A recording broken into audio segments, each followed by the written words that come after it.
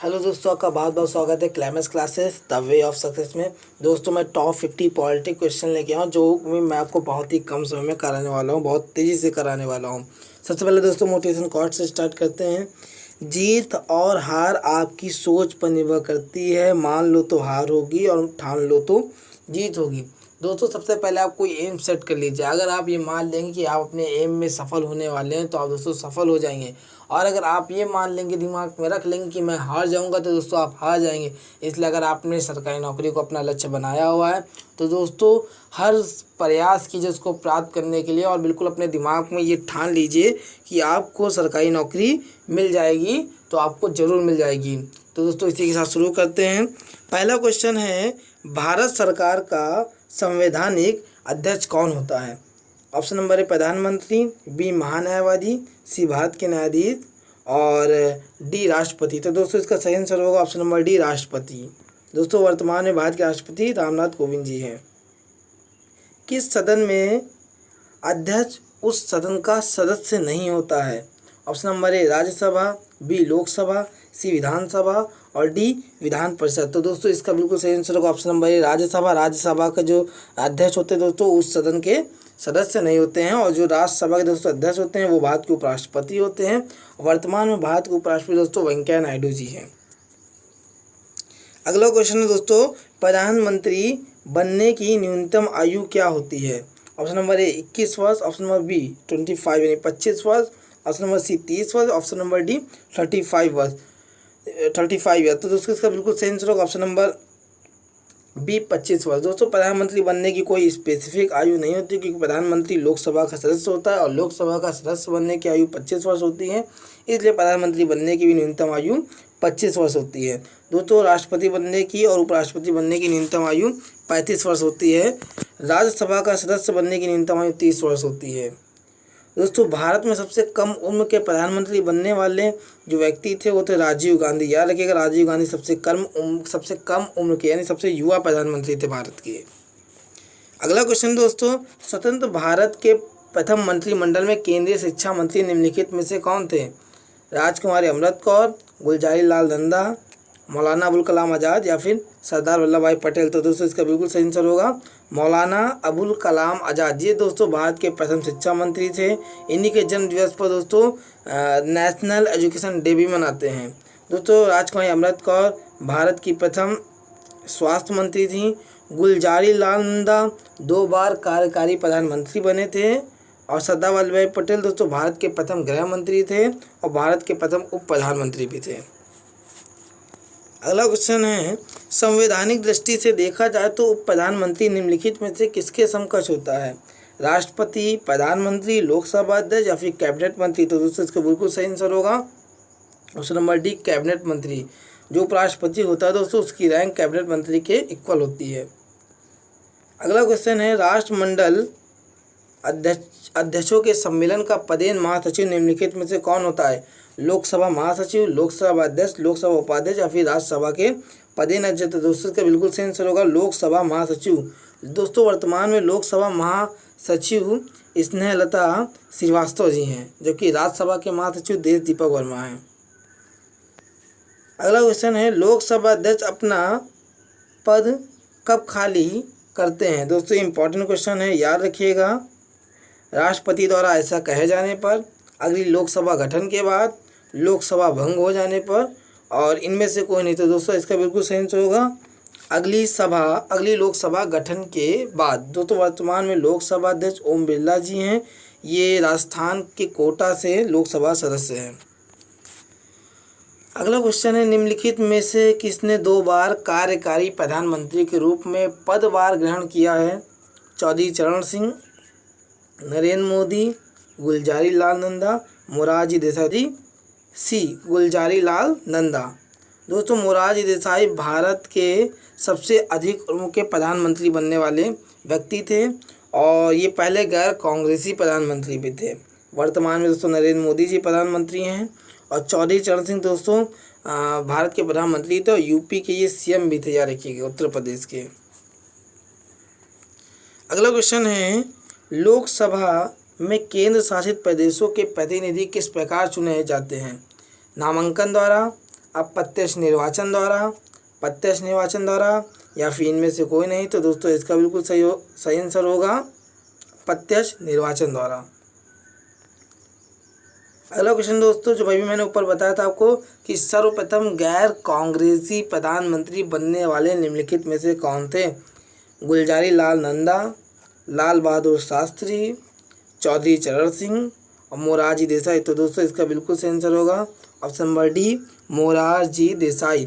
ये दोस्तों सर्वप्रथम गैर कांग्रेसी बनने वाले प्रधानमंत्री थे, सबसे अधिक उम्र के बनने वाले प्रधानमंत्री थे। और दोस्तों ये एक ऐसे प्रधानमंत्री थे जिनको पाकिस्तान का रत्न एक होता है, जैसे यहाँ भारत रत्न होता है वैसे इक्वल पाकिस्तान का सम्मान होता है, उसे बोलते हैं निशाने पाकिस्तान, वो भी दिया गया था।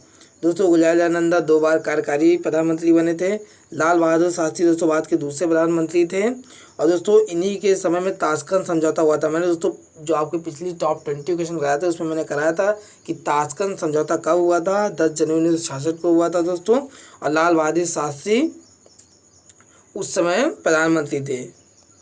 अगला क्वेश्चन है, मंत्रिपरिषद निम्नलिखित में से किसके पश्चात प्रयत्न पद पर आसीन रहता है?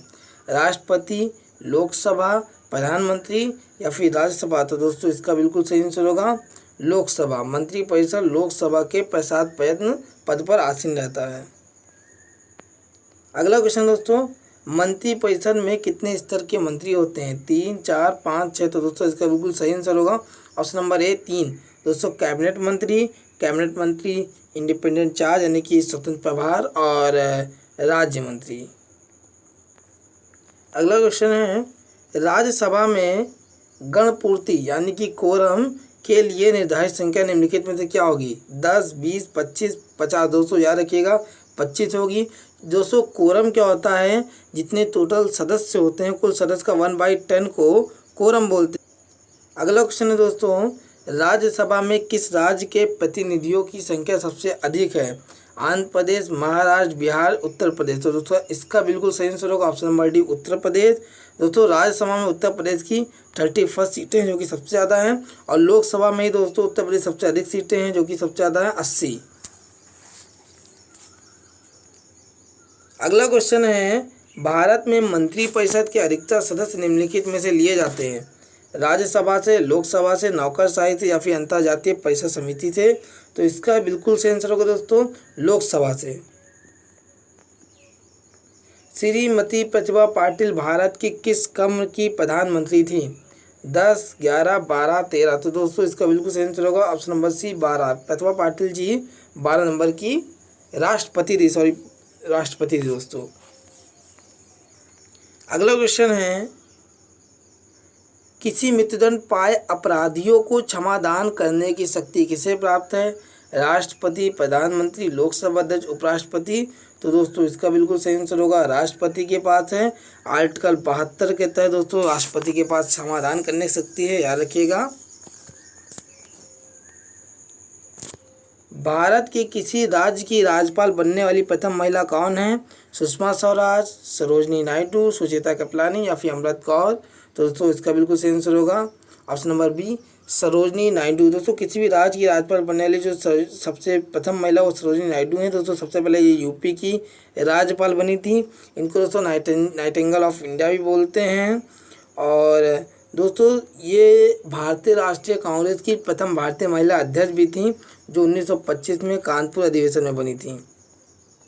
सुषमा स्वराज दोस्तों पूर्व विदेश मंत्री हैं और ये दिल्ली की पहली महिला सीएम हैं। और सुचेता कृपलानी दोस्तों भारत की किसी भी राज्य की सबसे पहले बनने वाली सीएम है। ये भी यूपी की ही सीएम बनी थी। और अमृत कौर ऊपर बताया था आपको दोस्तों ये भारत की पहले हेल्थ मिनिस्टर थी यानी कि स्वास्थ्य मंत्री थी। अगला क्वेश्चन है, राज्य विधानमंडल का ऊपरी सदन निम्नलिखित में से कौन सा होता है? लोकसभा, राज्यसभा, विधानसभा, विधान परिषद? तो दोस्तों इसका बिल्कुल सही आंसर होगा विधान परिषद। अगर यहाँ पर सेंट्रल होता, केंद्रीय होता तो दोस्तों उसका होता राज्यसभा। अगला है, विधानसभा अध्यक्ष का चुनाव कौन करता है? राज्यपाल, मुख्यमंत्री, विधान परिषद के सदस्य या विधानसभा के सदस्य? दोस्तों इसका बिल्कुल सही आंसर होगा विधानसभा के सदस्य। भारत के किस भाग में सुप्रीम कोर्ट का वर्णन है? भाग 3, भाग 4, भाग 5, भाग 6? दोस्तों इसका बिल्कुल सही आंसर होगा भाग 5। भारत के संविधान के भाग 5 के आर्टिकल 124 में सुप्रीम कोर्ट का वर्णन दोस्तों, इसको अपोजिट कर दिए 214 यानी कि 214 में हाई कोर्ट का वर्णन। दोस्तों वर्तमान में भारत में टोटल हाई कोर्ट 25 हैं और सुप्रीम कोर्ट के दोस्तों जो चीफ जज हैं उनका नाम शरद अरविंद बोबड़े हैं, ये 47 नंबर के हैं। इससे पहले दोस्तों 46 नंबर के रंजन गोगोई थे। इतना दोस्तों आपको याद होना चाहिए क्योंकि आपके पेपर के पॉइंट ऑफ व्यू से इतना इंपॉर्टेंट है। पहले भी दोस्तों याद होना चाहिए हीरा लाल जे कानिया, ये भारत के पहले CJI थे। अगला क्वेश्चन है राज्यों के मुख्यमंत्री ने निम्नलिखित में से क्या होते हैं? राज्यों के मुख्यमंत्री निम्नलिखित में से क्या होते हैं? ऑप्शन नंबर ए नियुक्त होते हैं, चयनित होते हैं, मनोनीत होते हैं या फिर निर्वाचित होते हैं। तो दोस्तों बिल्कुल इसका सही आंसर होगा ऑप्शन नंबर ए नियुक्त होते हैं। वित्त आयोग का गठन कितनी अवधि के लिए होता है? 2 वर्ष के लिए, 3 वर्ष के लिए, 5 वर्ष के लिए या फिर प्रति वर्ष? तो दोस्तों इसका बिल्कुल सही आंसर होगा ऑप्शन नंबर सी 5 वर्ष के लिए। वित्त आयोग का गठन दोस्तों 5 वर्ष के लिए होता है। दोस्तों अगला क्वेश्चन है तारकुंडे समिति का संबंध निम्नलिखित में से किससे है? वित्त आयोग से, मौलिक अधिकार से, मूल कर्तव्य से या फिर निर्वाचन आयोग से? तो दोस्तों याद रखिएगा तारकुंडे समिति का जो संबंध है वो निर्वाचन आयोग से है। दोस्तों भारत में टोटल 6 मौलिक अधिकार हैं जो कि USA के संविधान से लिए गए हैं। जब संविधान मूल बना था तो 7 थे। संपत्ति के अधिकार को हटा दिया गया था 44 के तहत। दोस्तों मूल कर्तव्य हैं 11 जो कि संविधान के भाग 51 संविधान के अनुच्छेद 51A में है। इसको दोस्तों रूस के संविधान से लिया गया है। दोस्तों अगला क्वेश्चन है कि सरकारिया आयोग संबंधित है उच्च शिक्षा से, मौलिक अधिकार से, केंद्र राज्य संबंधों से या फिर शेयर घोटालों से? दोस्तों इसका बिल्कुल सही आंसर होगा केंद्र राज्य संबंधों से। सरकारिया आयोग केंद्र राज्य संबंधों से संबंधित है। वहीं ऊपर मैंने आपको बताया था तारकुंडे जो आयोग था, तारकुंडे जो समिति थी वो किससे संबंधित है? वो निर्वाचन आयोग से संबंधित है। दोस्तों भारत के वर्तमान में चीफ इलेक्शन कमिश्नर कौन है? तो सुनील अरोड़ा है। दोस्तों वर्ल्ड इलेक्शन बॉडीज के भी प्रेसिडेंट है। अगला है दोस्तों भारतीय संविधान के किस भाग में पंचायती राज व्यवस्था के बारे में? भाग 9, भाग 10, भाग 11, भाग 12? तो दोस्तों इसका बिल्कुल सही आंसर होगा भाग 9। भारतीय संविधान के भाग 9 में दोस्तों पंचायती राज व्यवस्था है। सबसे पहले दोस्तों पंचायती राज व्यवस्था को स्टार्ट किया गया था राजस्थान के नांदेड़ से और उसके बाद दोस्तों आंध्र प्रदेश से। 2 अक्टूबर को राजस्थान के नांदेड़ से और 11 अक्टूबर को आंध्र प्रदेश से स्टार्ट किया गया था। 11 अक्टूबर 1959 को पंडित जवाहरलाल नेहरू जो भारत के प्रथम प्रधानमंत्री थे उन्होंने इसे प्रारंभ किया था। अगला क्वेश्चन दोस्तों 52 संविधान संशोधन 1985 किससे संबंधित है? ऑप्शन नंबर ए मौलिक कर्तव्य, ऑप्शन नंबर बी दल बदल पर कानूनी रोक, अंतर राज्य व्यापार या फिर भूमि सुधार? तो दोस्तों इसका बिल्कुल सही आंसर होगा बी दल बदल पर कानूनी रोक। दोस्तों एक क्वेश्चन आता है कि अनुसूचित 10 किससे संबंधित है? तो याद रखिएगा दल बदल से रिलेटेड है। दल की जो अदला बदली होती है वो दोस्तों अनुसूचित 10 के ही तहत होती है। अगला क्वेश्चन है संविधान में सर्वोच्च न्यायालय के मुख्य न्यायाधीश के अतिरिक्त न्यायाधीशों की व्यवस्था थी। संविधान में सर्वोच्च न्यायालय के ऑप्शन नंबर ए 6, 7, 33 या 30? तो दोस्तों अगर मूल संविधान की बात करेंगे तो टोटल 7 थी, एक हटा के दोस्तों मुख्य न्यायाधीश को हटा के। और अगर वर्तमान की बात करेंगे मूल संविधान की थी दोस्तों, वर्तमान की बात करेंगे तो दोस्तों 33 + 1 है यानी कि 33 आपके न्यायाधीश हैं और एक मुख्य न्यायाधीश हैं। तो दोस्तों यहाँ थी तो दोस्तों यहाँ मूल संविधान हो सकता है। अगला क्वेश्चन है भारत के नियंत्रक एवं महालेखा परीक्षक की नियुक्ति कौन करता है? लोकसभा, प्रधानमंत्री, वित्त मंत्री, राष्ट्रपति? तो दोस्तों इसका सही आंसर होगा राष्ट्रपति। मोस्टली की जो नियुक्ति दोस्तों राष्ट्रपति ही करते हैं। भारत सरकार का प्रथम विधि अधिकारी कौन है? भारत का मुख्य न्यायाधीश, भारत का महान्यायवादी, सॉलिसिटर जनरल, महाधिवक्ता? तो दोस्तों इसका बिल्कुल सही आंसर होगा भारत के महान्यायवादी, अटॉर्नी जनरल ऑफ इंडिया। दोस्तों ये भारत के प्रथम विधि अधिकारी हैं। इनके बारे में दोस्तों आर्टिकल 76 में लिखा है, संविधान के आर्टिकल 76 में लिखा है। और दोस्तों वर्तमान में भारत के महान्यायवादी के वेणुगोपाल जी हैं, के वेणुगोपाल। अगला क्वेश्चन है लोकसभा का प्रोटेम स्पीकर किसके द्वारा नियुक्त होता है?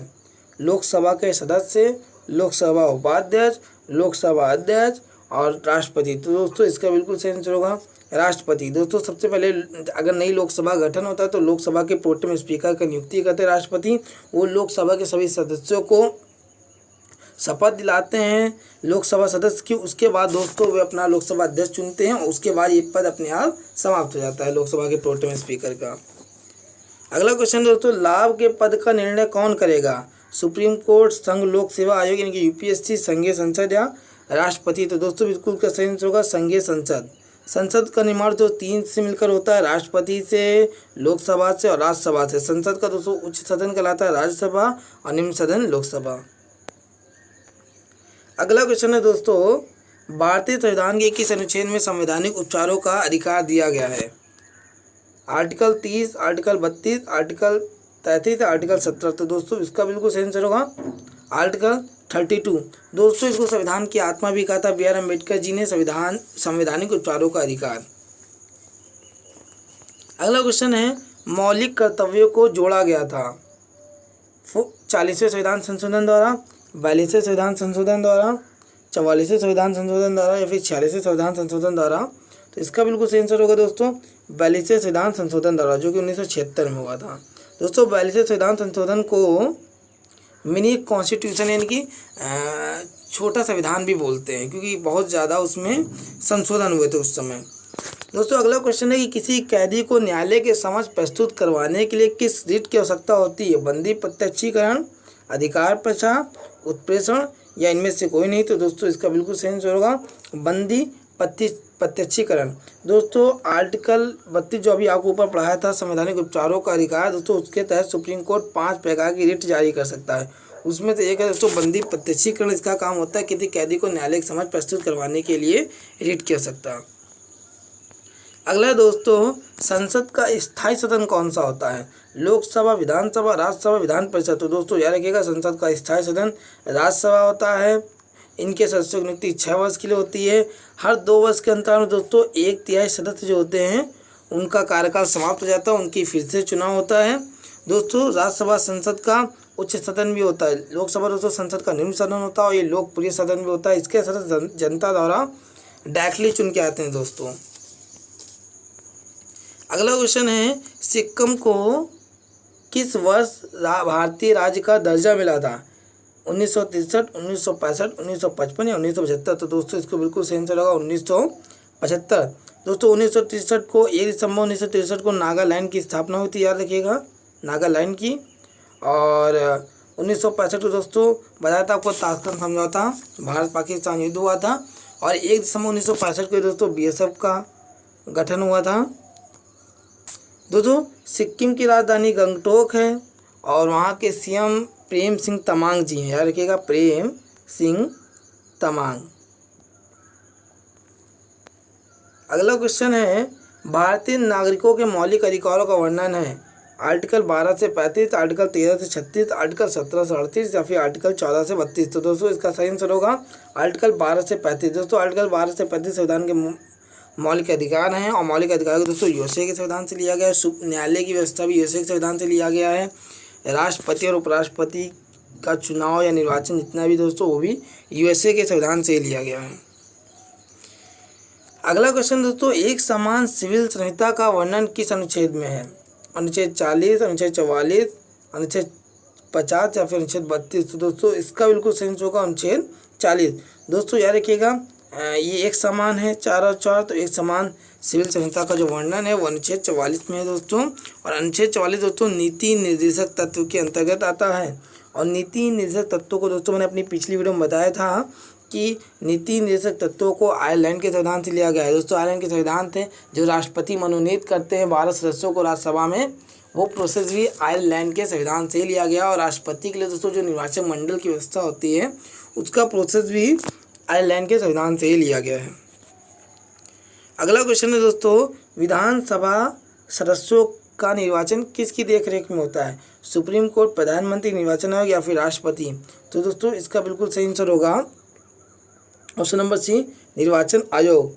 दोस्तों ऊपर बता चुका हूँ कि चीफ इलेक्शन कमिश्नर भारत के जो है वो सुनील अरोड़ा हैं। इसके नीचे डिप्टी इलेक्शन कमिश्नर है जिनकी पोस्टें 2 होती है। दोस्तों 1993 के बाद से चीफ इलेक्शन कमिश्नर के बाद 2 और पोस्टें आ गई डिप्टी इलेक्शन कमिश्नर। आपको पिछली वीडियो में दोस्तों मैंने बताया था। एक है दोस्तों सुशील चंद्रा और दूसरे हैं अशोक लवासा। दोस्तों अगर आपने हमारे चैनल की पिछली वीडियो ना देखी हो तो उनको जरूर देखिएगा दोस्तों। उसमें मैंने टॉप 20 मिक्स क्वेश्चन भी कराए हैं जनरल स्टडीज़ के, उसके अलावा दोस्तों पॉलिटी की और हिस्ट्री के क्वेश्चन भी अलग अलग कराए हैं। आप दोस्तों वीडियो को जरूर देख लीजिएगा, आपको बहुत सीखने को मिलेगा और आपके जीएस जो है और जीके जो है दोस्तों बहुत बूस्ट हो जाएगी और आपको अपनी जॉब पाने में बहुत मदद मिलेगी। अगला क्वेश्चन दोस्तों, विधानसभा की कोरम कुल संख्या का कितना हिस्सा होती है? हाफ होती है दोस्तों कि 1/6, 1/5, 1/10। तो दोस्तों कोरम याद रखिएगा 1/10 होती है, चाहे वो लोकसभा का हो, चाहे विधानसभा का हो, चाहे विधान परिषद का हो या फिर राज्यसभा का हो।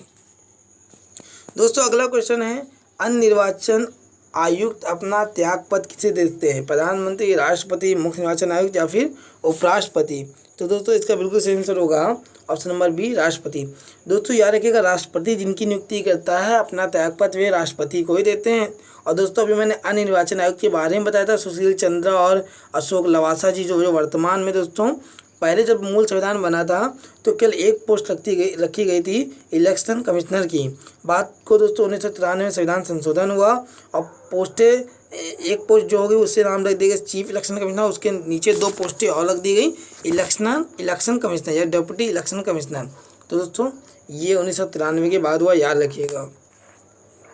अगला क्वेश्चन है, शिक्षा किस सूची के अंतर्गत आती है? राज्य सूची, केंद्र सूची, समवर्ती सूची या फिर इनमें से कोई नहीं? तो दोस्तों इसका बिल्कुल सही आंसर होगा समवर्ती सूची। दोस्तों होता क्या है, कुछ विषयों को राज्य सूची में रखा गया है जिन पे केवल राज्य अपना कानून बना सकते हैं और कुछ विषयों को केंद्र सूची में रखा गया है और दोस्तों कुछ विषयों को समवर्ती सूची में रखा गया है, यानी कि इस पर राज्य भी कानून बना सकते हैं और केंद्र भी कानून बना सकते हैं। और दोस्तों ऐसी सूची को समवर्ती सूची कहा गया है। दोस्तों समवर्ती सूची का जो कॉन्सेप्ट है वो ऑस्ट्रेलिया के सिद्धांत से लिया गया है और दोस्तों बची हुई शक्तियाँ जो केंद्र के पास होंगी इसका जो लिया गया है दोस्तों ये कनाडा के संविधान से लिया गया। याद रखिएगा, बहुत इंपॉर्टेंट क्वेश्चन है दोस्तों। अगला क्वेश्चन है, पंचायती राज व्यवस्था या पंचायती राज संस्थाओं के निर्वाचन के लिए उत्तरदायी है? केंद्रीय निर्वाचन आयोग, राज्य विधानसभा, केंद्रीय संसद या राज्य निर्वाचन आयोग? तो दोस्तों इसका बिल्कुल सही आंसर होगा राज्य निर्वाचन आयोग। दोस्तों याद रखिएगा भारत में प्रेसिडेंट का, वाइस प्रेसिडेंट का, लोकसभा का, राज्यसभा का, विधानसभा का, विधान परिषद का, इन सब का चुनाव दोस्तों केंद्रीय निर्वाचन आयोग कराता है, जबकि पंचायती राज का जो चुनाव होता है और भी जो छोटे चुनाव होते हैं जो राज्य स्तर के दोस्तों होते हैं उन सब का चुनाव दोस्तों राज्य निर्वाचन आयोग कराता है। अगला क्वेश्चन है, विधानसभा का गठन संविधान की किस अनुच्छेद के तहत किया जाता है? अनुच्छेद 170, अनुच्छेद 163, अनुच्छेद 172 या फिर अनुच्छेद 162? तो दोस्तों इसका बिल्कुल सही आंसर होगा ऑप्शन नंबर ए, अनुच्छेद 170। अगला क्वेश्चन दोस्तों, अंतरजातीय परिषद का गठन संविधान के किस अनुच्छेद के तहत करते हैं? अनुच्छेद 260, अनुच्छेद 263, अनुच्छेद 280 या फिर अनुच्छेद 293? तो दोस्तों याद रखिएगा इसका बिल्कुल सही आंसर होगा अनुच्छेद 263। अगला क्वेश्चन दोस्तों, बिहार के प्रथम मुख्यमंत्री कौन थे? लाल कृष्ण आडवाणी, लालू प्रसाद यादव, नीतीश कुमार, डॉक्टर श्री कृष्ण? तो दोस्तों इसका बिल्कुल सही आंसर होगा डॉक्टर श्री कृष्ण। वर्तमान में दोस्तों बिहार के जो मुख्यमंत्री नीतीश कुमार हैं, बिहार की राजधानी दोस्तों पटना है और यहाँ के जो गवर्नर दोस्तों फागू चौहान हैं। दोस्तों लाल कृष्ण आडवाणी भारत के उप प्रधानमंत्री भी रह चुके हैं और लालू प्रसाद यादव दोस्तों बिहार के पूर्व मुख्यमंत्री भी रह चुके हैं। अगला क्वेश्चन दोस्तों मुख्यमंत्री का ये कि मुख्यमंत्री की नियुक्ति कौन करता है? प्रधानमंत्री, राष्ट्रपति, राज्यपाल या फिर विधानसभा अध्यक्ष? तो दोस्तों इसका बिल्कुल सही आंसर होगा ऑप्शन नंबर सी, राज्यपाल। मुख्यमंत्री की नियुक्ति राज्यपाल करते हैं और तो अगर मुख्यमंत्री अपना त्यागपत्र भी देंगे तो वो राज्यपाल को ही देंगे। जैसे दोस्तों अभी मध्य प्रदेश में कमलनाथ जी की सरकार गिरी थी तो कमलनाथ ने जो अपना त्यागपत्र दिया था, कमलनाथ जी ने दोस्तों वो राज्यपाल को ही दिया था। जो वहाँ के गवर्नर थे, वहाँ के गवर्नर जो दोस्तों मध्य प्रदेश के लालजी टंडन है, लालजी टंडन को दिया था। और दोस्तों लालजी टंडन ने ही अगले मध्य प्रदेश के सीएम की नियुक्ति की थी शिवराज सिंह चौहान की। तो याद रखिएगा दोस्तों। अगला क्वेश्चन है, लोक लेखा समिति अपनी रिपोर्ट की जा सकती है राज्यसभा के सभापति को, लोकसभा अध्यक्ष को, राष्ट्रपति को या फिर प्रधानमंत्री को। दोस्तों यहाँ क्वेश्चन है, लोकसभा जो समिति होती है, लोक लेखा जो समिति होती है, ये अपनी रिपोर्ट किसके सामने प्रस्तुत करती है? तो दोस्तों इसका बिल्कुल सही आंसर होगा लोकसभा अध्यक्ष के सामने। लोक लेखा समिति दोस्तों जो होती है, ये अपनी रिपोर्ट लोकसभा अध्यक्ष को प्रस्तुत करती है। अगला क्वेश्चन दोस्तों, सर्वोच्च न्यायालय की सुप्रीम कोर्ट के जो न्यायाधीश होते हैं वो कितने वर्षों तक पद पर कार्यरत रहते हैं? 65 वर्ष, 62 वर्ष, 60 वर्ष या फिर इनमें से कोई नहीं? तो दोस्तों इसका बिल्कुल सही आंसर होगा ऑप्शन नंबर ए है 65 वर्ष। अगर दोस्तों सुप्रीम कोर्ट के न्यायाधीश की बात करेगा तो 65 वर्ष, वहीं अगर दोस्तों हाई कोर्ट के न्यायाधीश की बात करेगा तो दोस्तों 62 वर्ष, याद रखिएगा। तो दोस्तों यहाँ मैंने बहुत ही कम समय में आपके टॉप 50 क्वेश्चन पॉलिटी के कंप्लीट करा लिए हैं, जो कि आपके हर पेपर के पॉइंट ऑफ व्यू से इंपॉर्टेंट है, चाहे दोस्तों लेखपाल का हो, चाहे रेलवे एनटीपीसी हो, रेलवे ग्रुप डी हो, डीआरटी एमटीएस हो। तो दोस्तों आप किसी भी एग्जाम की तैयारी कर रहे हो, अदर भी गवर्नमेंट जॉब, दोस्तों आप किसी भी एग्जाम की तैयारी कर रहे हो तो आपके लिए पॉलिटी क्वेश्चन बहुत ही इंपॉर्टेंट है। इनको दोस्तों 2-3 बार रिवाइज कर लीजिएगा और मैं नीचे पीडीएफ दे दूंगा, उसको डाउनलोड कर लीजिएगा और उसको रिवाइज कर लीजिएगा। दोस्तों आपको सारे क्वेश्चन बिल्कुल अच्छे से याद हो जाएंगे और आपको अपने एग्ज़ाम को क्रैक करने में बहुत सहायता मिलेगी। दोस्तों अगर आपको हमारा प्रयास अच्छा लगा हो, हमारी वीडियो अच्छी लगी हो तो वीडियो को लाइक करें, हमारे चैनल को सब्सक्राइब करें और दोस्तों बेल आइकन जरूर दबा दीजिएगा। इससे जैसे मैं वीडियो बनाऊंगा वैसे आपके पास नोटिफिकेशन पहुंच जाएगा। दोस्तों हमारे वीडियो को शेयर ज़रूर करें। बहुत बहुत धन्यवाद दोस्तों। जय हिंद, जय भारत।